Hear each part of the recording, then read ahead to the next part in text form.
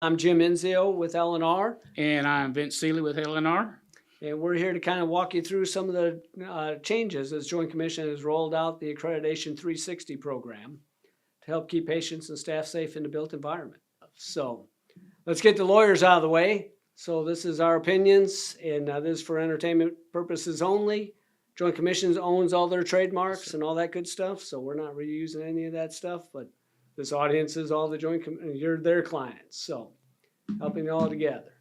So let's start with the highlights of this Accreditation 360. So first thing is, they've eliminated over 700 redundant or outdated standards. And most of those are going to be in the nursing Yeah, realm, more in the clinical space. More on the clinical space, yeah. Mm-hmm. Yeah. So they did issue a new survey process guide, which is quite a bit bigger than the survey activity guide that we were all used to in the past, right? Yes, it is. There's a whole lot more meat on the bone. They made it simpler, but the document's like double in size. So. That's correct. Yeah.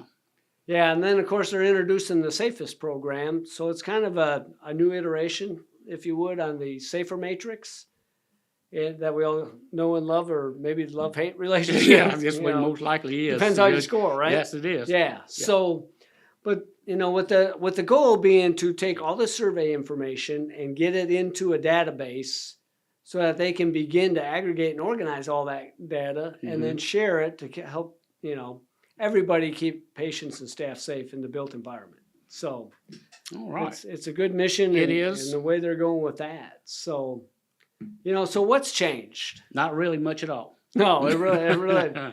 So, having said that, according to the certified federal regs, the CFRs, we are still bound by CMS to the 2012 Life Safety Code. Yes, sir. It's nothing's changed in that. Right. So everything's going to pretty much stay the same. If you were doing PMs for certain equipment, you're still going to be doing the same PMs. That's right. There's nothing changed in the physical environment.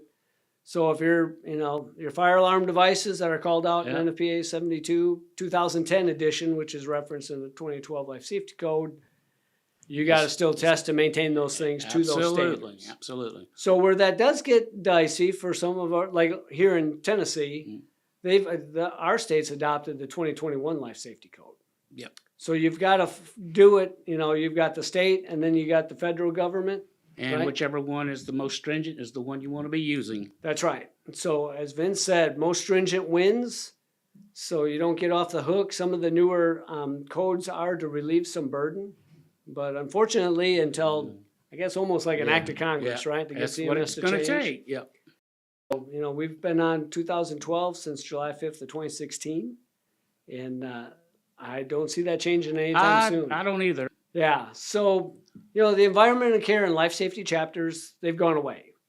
And they've replaced that with a physical environment chapter, kind of pulling that stuff together.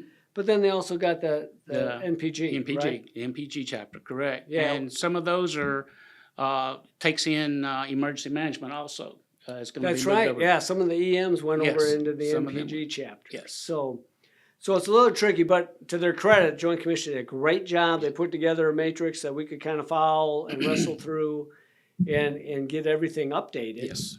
And brought up to, the new standards that they've employed. So here's just an example. We're all familiar with 02, 03, 05. They were very prescriptive in their standards. You see, EP1, EP2, EP3, and now everything is 04, 101, EP2. It's not as much. It's not as much prescriptive as it was. So yeah, and for better or worse, some people like that. Some people think it's a step backwards, but I personally like it myself. Yeah, they've got to follow the conditions of participation, right? Yes. And those COPs, the federal regs 482 dot whatever dot you want to grab, says you got to follow NFPA 99 101, which references, in this case, NFPA 72 2010. So you still have to do all that stuff. It's just not discrete numbers. But being prescriptive also because of what do you call that when CMS comes with the Joint Commission? It's Dove inspection. The Dove surveys. Dove surveys, yes. So like the Joint Commission didn't have an EP for your 5-year internal, for instance. We all did it. We all knew you had to do it and maintain it. And every 5 years, we got to do an internal inspection of the. I think there was another one on there we had talked about earlier. What was a 3-year? Oh yeah, the 3-year test for your test. deluge, pre-action, and Yes, dry that systems. was another right? one on there. Yes. Trip test and leak test and pressure test. So, those are there. They've just never had an EP. Yeah. So now all that kind of stuff is going to dump into the PE side. Yeah, 0400101 EP2. So yeah, so with that, with the new survey process guide, they've got a physical environment document checklist. And that process guide, like we said, it's big. It's 600, almost 700 pages. Yeah, it's almost 700 pages long. Yeah. There's a lot of information in. So what we've done is to distill it down a little bit. So here's an example. Just took a screenshot out of the checklist, right? So on the left there, you'll see the PE 0400101, EP2, EP2, EP2.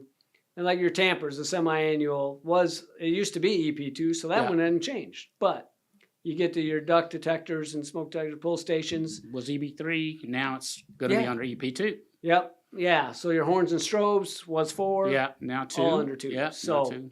And even your fire pump that was 6 and 11, if you're over 3 stories and got a fire pump, it all kind of rolls in. So it's the same, like we said, you can't change what you've been doing all this time, right? Everything stays the same. Basically, all you're doing is moving from ECs and LSs to PEs and in some cases NPGs. NPGs, yes. They played, hide it.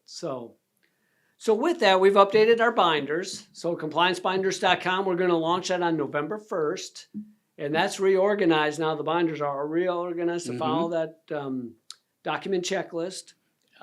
And there's things that they took off the document checklist that we also removed from the binders. So if you are brave and want to just hand the surveyor your binders in their entirety, and they have their checklist, they can go one page at a time, one tab at a time. Simple and easy. And go right down the checklist, do your document review, and then get out and start. And I think in the past they really liked that system too. I know feedback that we've gotten on binders has been really, really good. Really, really good. Yeah. So the surveyors like that.